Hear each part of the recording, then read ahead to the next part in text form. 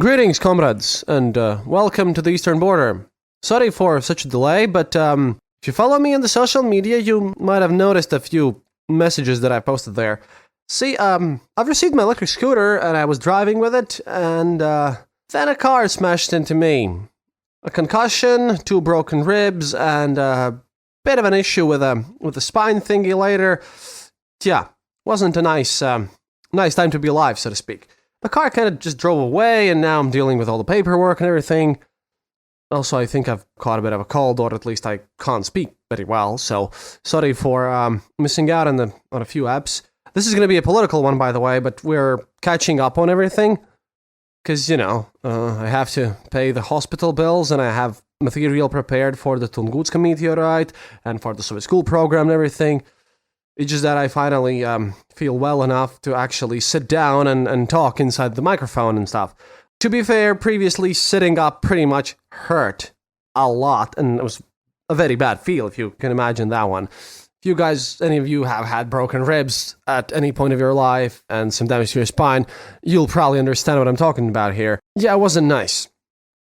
Also, thank you to everyone who's been supporting us during this period, because I know a lot of you saw the post on social media, and some of you sent me your kind donations, and thank you. That helped me pay the bills, because even with our quite social healthcare, it's not free, and that was a major punch to my finances. But, well, we're doing slightly better now.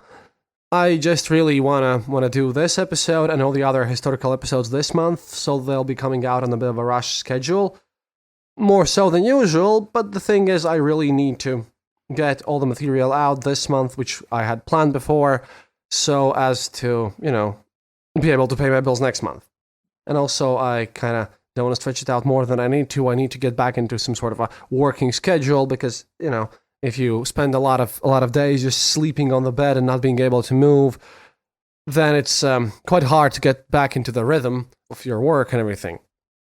However, well, I still am a huge proponent of electric scooters and everything electric and nature-friendly and everything, and I still think that it's a good idea. It's just that our infrastructure of, those little bicycle paths, we're nowhere near the levels of Denmark or Netherlands or stuff like that, and apparently you can still just drive around with your electro scooter, obeying all the laws. And I know this sounds hipstery, but to be fair, some things are actually popular because they're quite good, instead of, well, a lot of them, which are popular. However, I wouldn't call them particularly well adjusted for the modern world, because we still have a lot of issues. And one of those issues, probably the most important issue that I will be spending, well, quite likely all of the episode's time today talking about, is the elections in Russia. And again, I have to say thank you to Medusa for this, because they kindly allow me to use their material. And if you want to read everything in full, go check them out. They and Lentaru and some of my contacts in Russia from Echo Moskwy and Dozh have provided some nice material for you today, because, oh boy, I can fully state that even though these were parliamentary elections and Russia is primarily a presidential republic, at least on paper they say so, they still carried a lot of meaning to them, and it was definitely not an easy process, because what we saw this year, in all the videos and everything, it was the biggest fraud ever, and that's saying a lot, since I already called the previous Putin's elections as the event formerly known as elections. But this year it wasn't just stuffed ballot boxes. This was the year where actually the people had to pull out. Again, I'm sorry about my voice and how I speak. It's just that my head's still in a bit of a mess, but I can't delay this any further. And it still hurts. It's going to hurt probably until the end of the month, but, trying my best here. However, this year it wasn't enough just to stuff the ballot boxes. This year they literally had to pull out ballots from the urns where they were thrown in, and there was massive cheating in the electoral voting and electronic voting, since the elections also went on for 3 days, so, ensuring proper people who were, overseeing all this matter, that didn't really work out well for them at all. And the real physical ballots, in a lot of cases we've seen videos where they were burnt up or destroyed by a chainsaw, no less. I mean, kind of seems to me that we're looking at some people who are quite hardcore fanatics of Warhammer 40k even, But yeah, a lot of fraud, a lot of weirdness, and sadly, not enough surprises as one might wish for. Still, I'd rather like to have a look at all the situation and how all of this will impact the world going forward. But of course, as usual, we'll start from the beginning. And again, we're working on a lot of things in the show, but hey, about that in future eps. Please forgive me if this is a bit disconjointed or something. I'm getting back into the shape. However, not to delay any further, here we go. So, how did everything go? Well, what just happened was Russia 2021's parliamentary races, and, the results are the following. United Russia maintained its supermajority, preserving its absolute control over the legislature. The Communist Party, KPRF, performed much better than it did 5 years ago, increasing their percentage.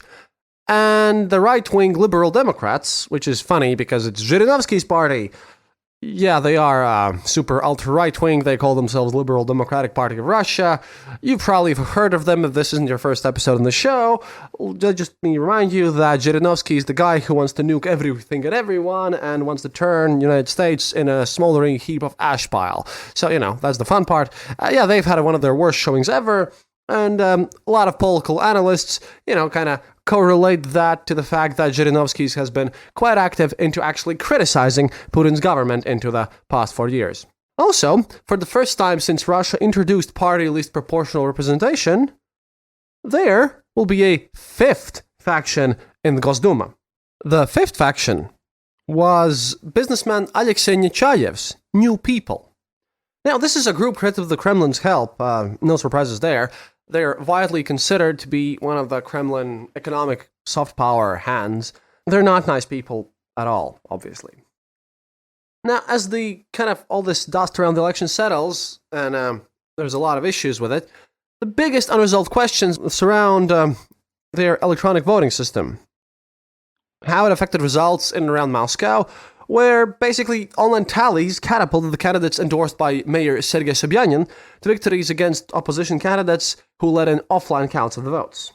And we have to turn to this electronic voting because, we have a specialist for this thing. And also, if you kind of understand the fact that these elections, they weren't a single-day effort. They were a 3-day effort, which happened also in the previous votes, or whatever, specifically the ones on the constitutional voting. We'll get to that.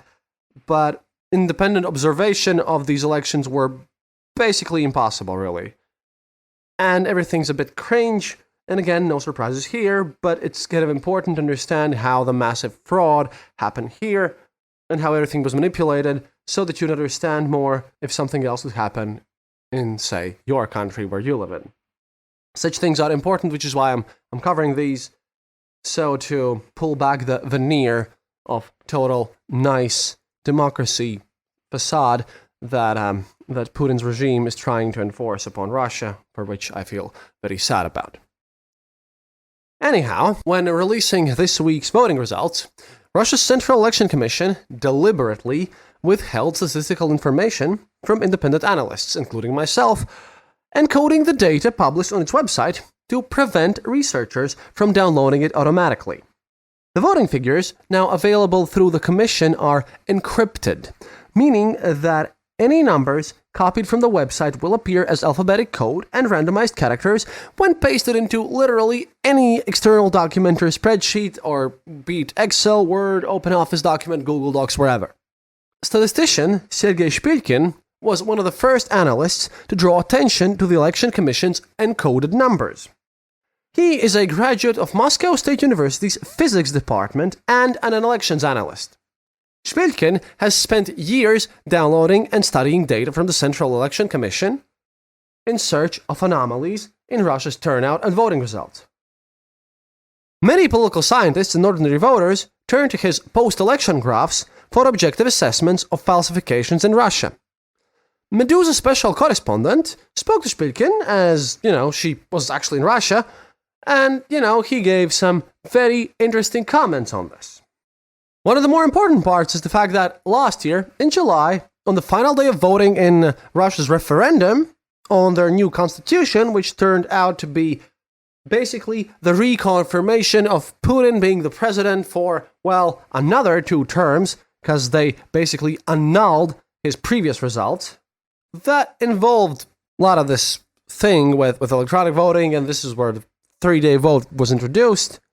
But another interesting thing happened in these elections where the Central Election Commission added a CAPTCHA to its main website, the thing that checks in if you're not a robot, complicating independent researchers' ability to download large amounts of ballot data automatically.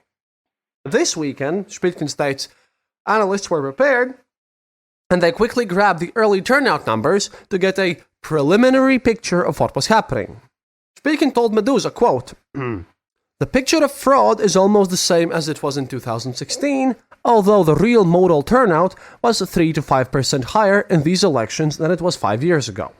In other words, even when downplaying the precincts with abnormally high voter participation, the most frequently recorded turnout in the 2021 parliamentary elections was higher than in 2016. Researchers also found the same suspicious asymmetry present 5 years ago in the peaks of turnout and votes for United Russia through the right tail in the graph for this weekend's results.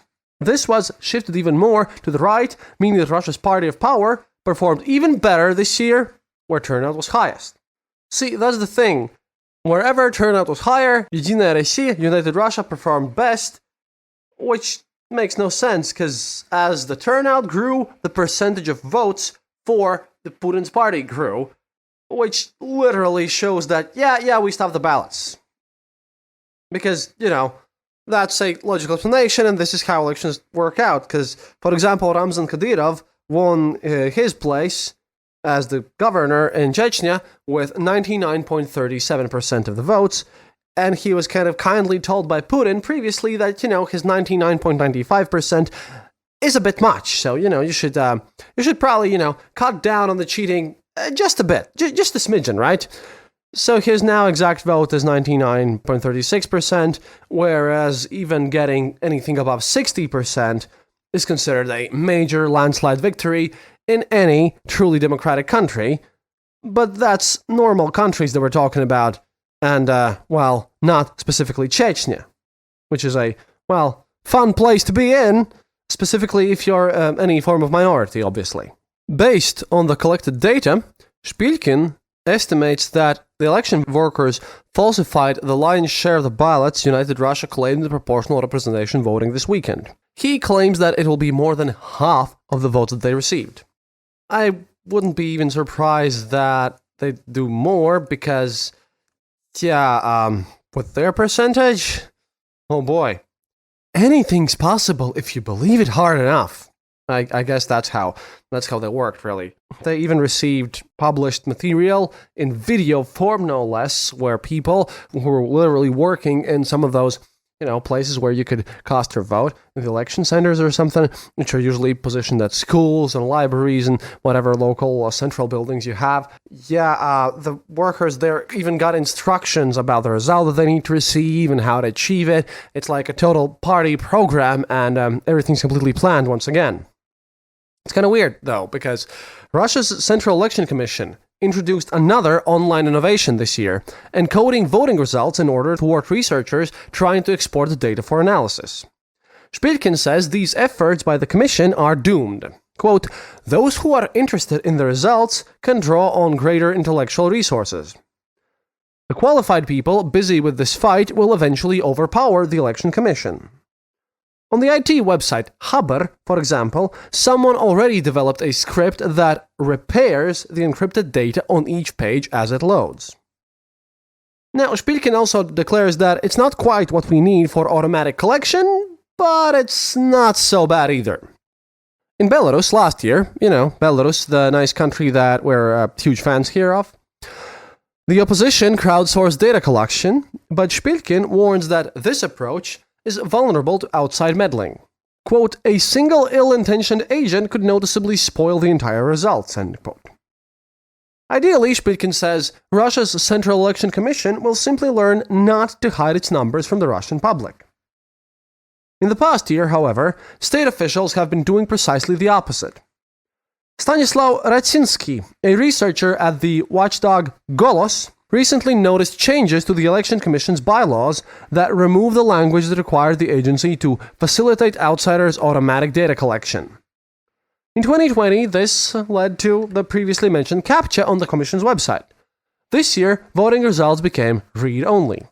One reason officials keep trying these tricks, guesses Spielkin, is that the decision-makers in the Election Commission grasp the technical limitations of data obfuscation far less than the staff who actually implement these policies.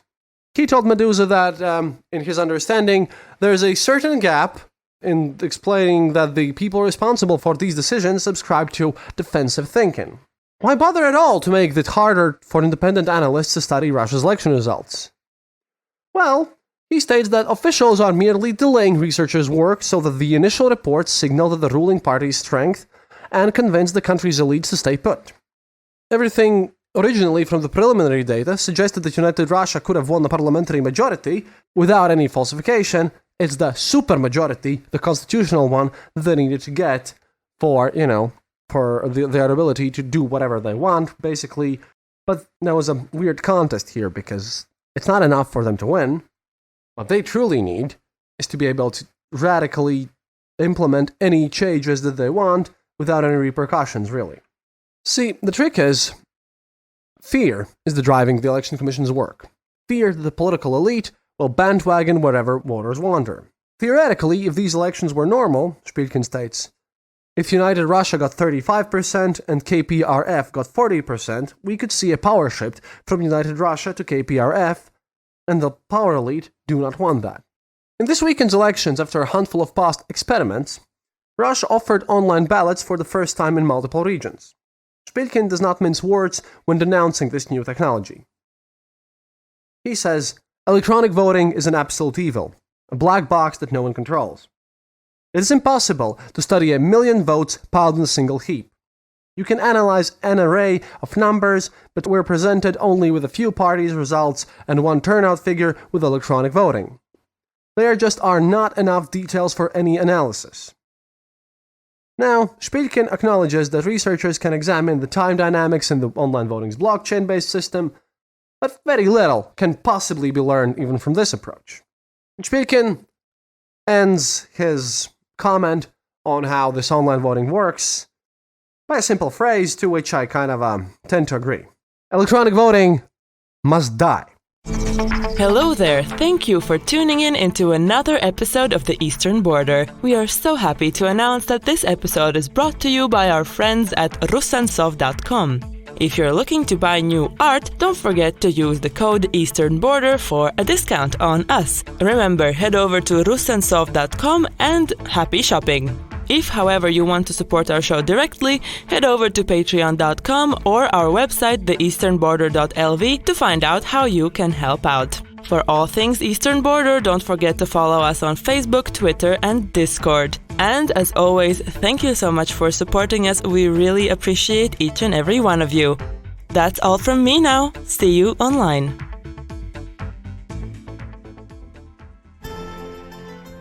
This podcast brought to you by RussianVoiceovers.eu. Enjoy!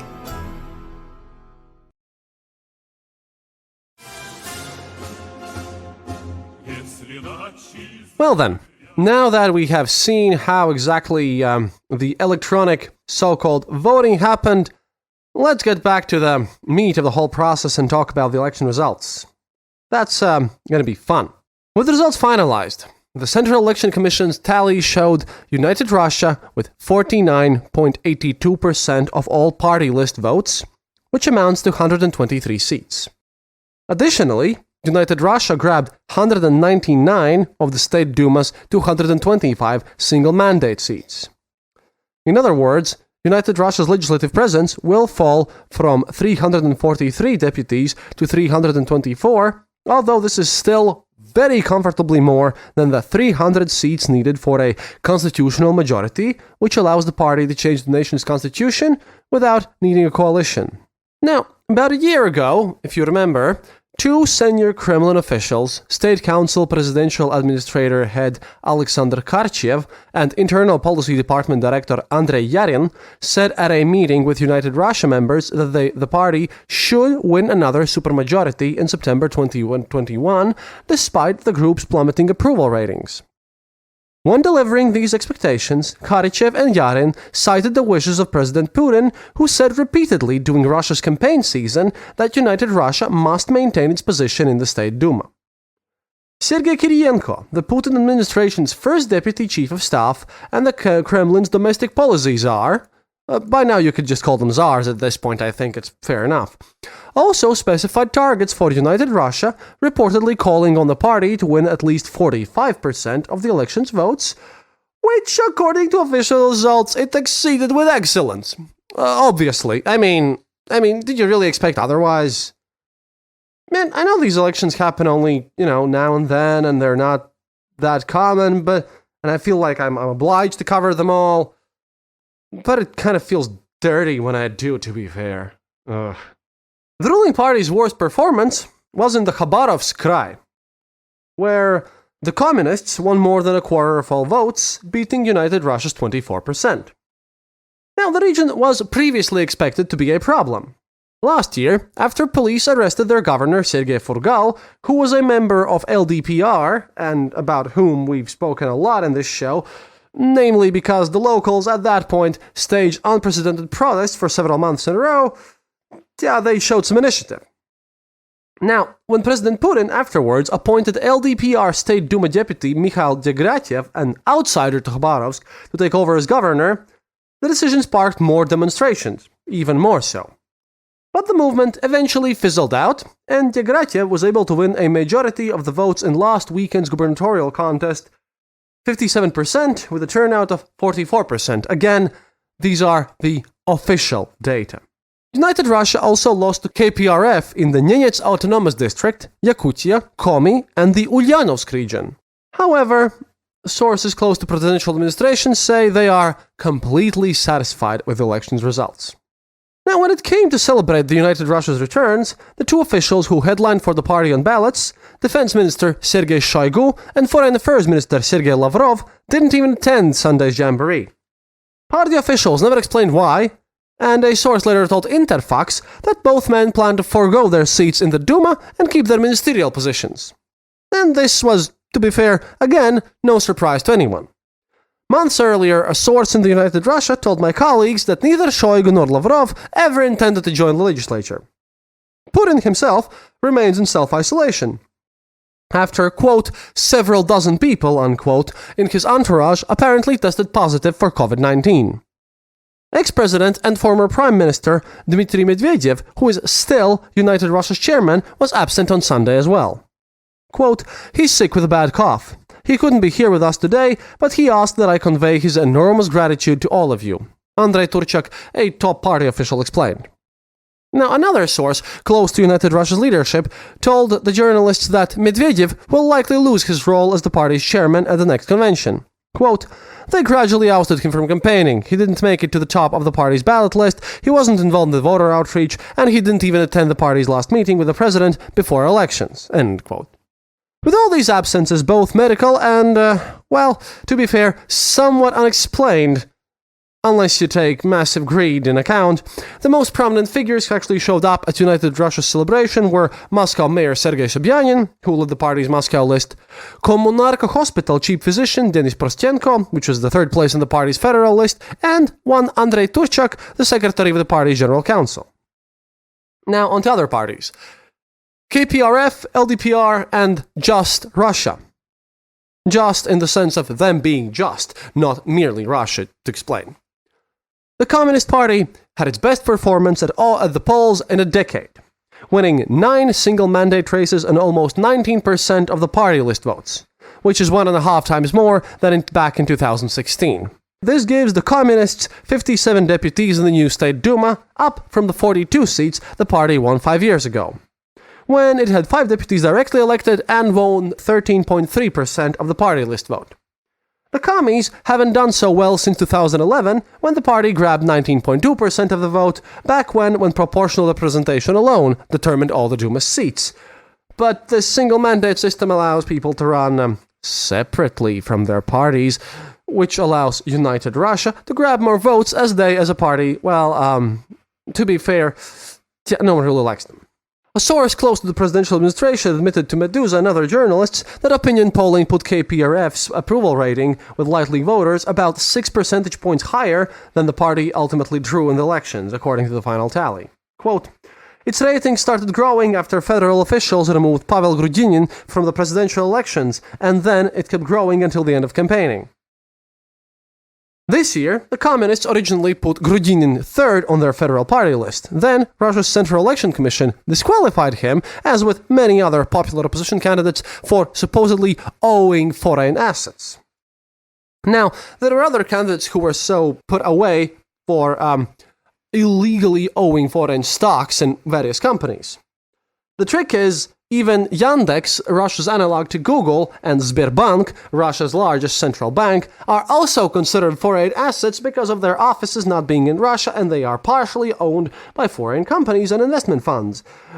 Which makes basically anyone ineligible in these elections in United Russia or KPRF or anywhere else, because those are two most stable funds in which you could invest while in Russia, but not like the election committee or any kind of judicial apparatus actually cared about justice, because those things, really don't matter.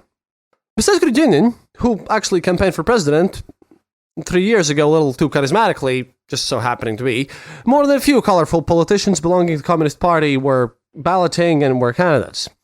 Former Irkutsk senator Viktor Makharyev criticized Moscow's police response to opposition protests in 2019 and voted against the constitutional amendments that did expand Putin's presidency for another 2 terms. Sergei Levchenko became the first elected governor from KPRF after Putin reinstated direct gubernatorial elections in 2012, and Valery Rashkin, the popular head of KPRF's city committee in Moscow, they will also keep their seats in State Duma. The Communist Party boasts several rising stars as well, like Oleg Mikhailov, whom we're going to be talking a lot in this show in the future, because he's the young and outspoken leader in the Komi Republic, who will now join the State Duma after winning the region's single mandate race. And, interestingly enough, a popular blogger named Nikolai Bondarenko, who I've been using as a source for a long time now, because he's outspoken, has a well-produced YouTube channel, and who actually responds to questions, and is actually working with, at least online and various media platforms, with other opposition parties. He's not really closely a communist, he just joined the party because of his popularity and because of seeing how he could get real odds of getting elected, which he now has. See, previously, he might have won a single mandate seat had United Russia not nominated Duma Speaker Vyacheslav Lodin in the same contest. However, KPRF ultimately moved Bondarenko to another race in one of Saratov's more rural districts where he won. Quote, you could say they came to an understanding. Bondarenko is well known among oppositionists around the country, and he's especially well known in Saratov, but elections in the rural district ain't the internet. Now, back to Zhirinovsky and his LDPR party. That's always fun. Now, for LDPR, this was basically a nightmare weekend. They were left with almost half as much support as it had 5 years ago, down to 7.5% from 13.1% in 2016. This was the party's worst showing since the mid-1990s. Just Russia, meanwhile, performed roughly the same as it did in the last elections, rising slightly from 7% to 7.5%. In single-mandate districts, LDPR won just one race. Just Russia grabbed 8 seats in those contexts.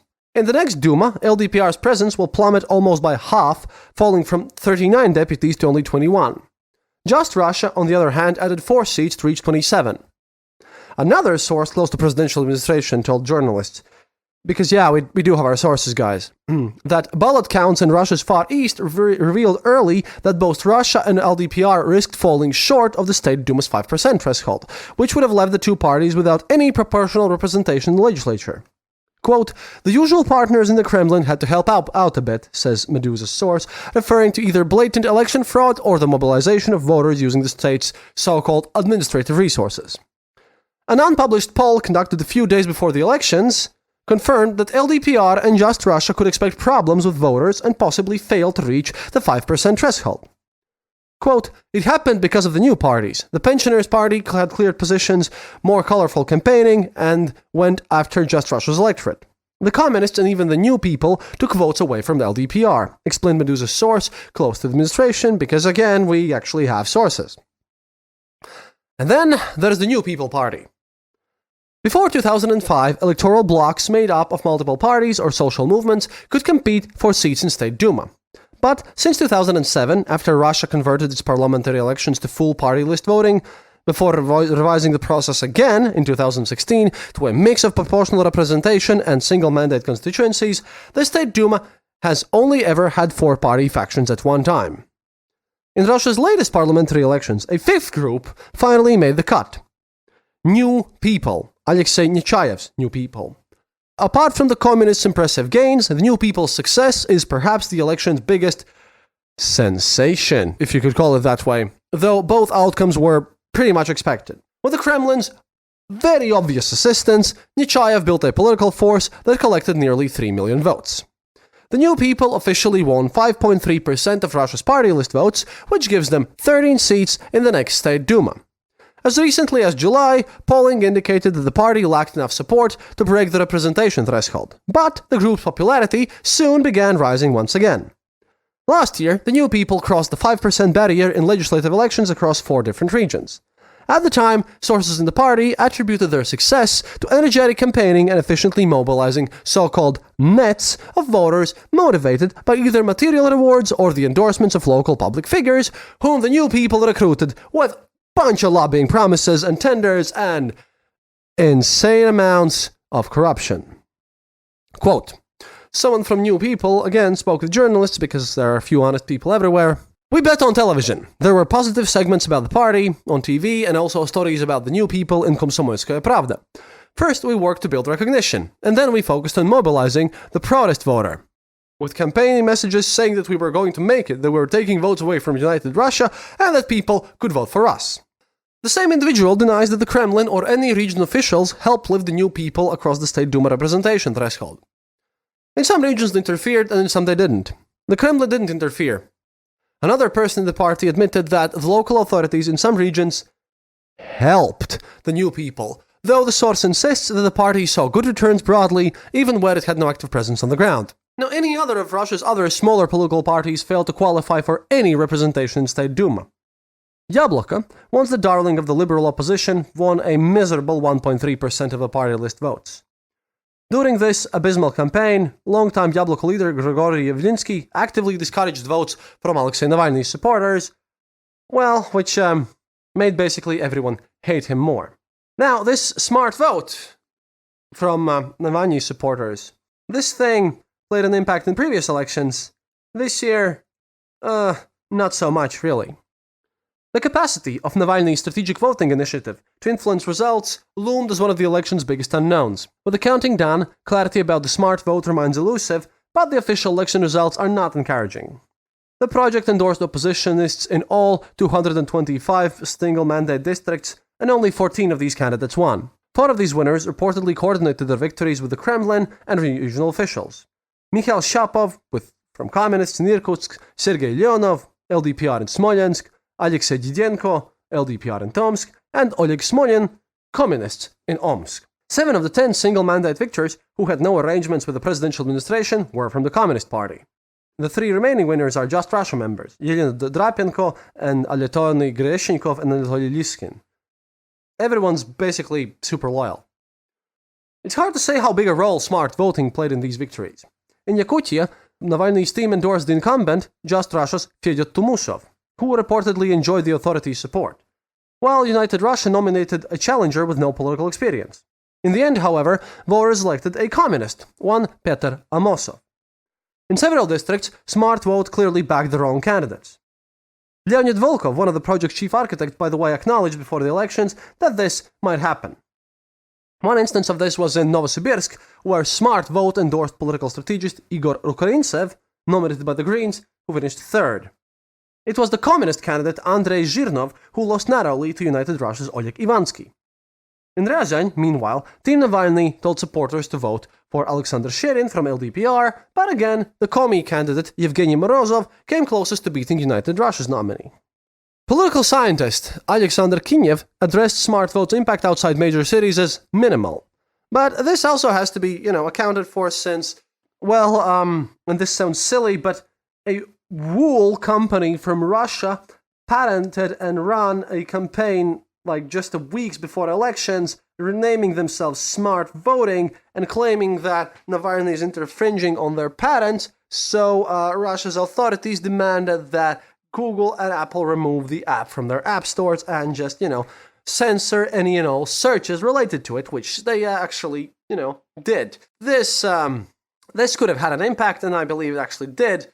Then again, it's kind of funny to think that, any real democratic changes from within are truly going to change the situation there in Russia. See, before electronic votes were added to the election results in Moscow, multiple candidates bearing Smart Vote's endorsement led in-person voting. However, when electronic votes came in, all the candidates, a lot of them, lost their lead when these votes were added to the mix. Arguing that anomalies are totally full in Moscow's electronic results, a lot of politicians are now demanding the annulment of these votes, but we all know what's going to happen. However, for example, the communists have refused to recognize the capital's electronic vote tally, and the party's official leaders have threatened to protest the results. Those city officials promptly refused to issue a permit for any large demonstrations, obviously citing public safety concerns during the coronavirus pandemic. At the same time, many protests were already happening before, such as on the 18th of September, because everyone knew where this whole thing was going. So, as you can see, United Russia can totally change the state's constitution once again, if they so choose, and not much has really changed in that part. However, there are a bunch of new faces there, and, looks kind of strange on paper, but we'll see where this goes. Why is this important? Well, because the new candidates often try to make some radical changes, some new policy stuff, and we have some people who, actually might cause fuss on the gosduma floor. If they do, we will, of course, be reporting. However, this is where I have to say goodbye to you today, because, my neck is already aching terribly, and I really want to lay down just now, and I have a lot of historical stuff to record because of all the catching up that I need to do. Now, once again, if you want to follow us, you can check out Eastern_Border on Twitter, find us on Facebook, where we're the Eastern Border, or you can go to our homepage, theeasternborder.lv, where please click the donate button there, or become our patron, or leave a comment, or just email us at theeasternborder@gmail.com. There's a lot of catching up to do, since, kind of have to get rid of all of my bad luck. Thank you for listening. Happiness is mandatory, and до свидания, товарищи.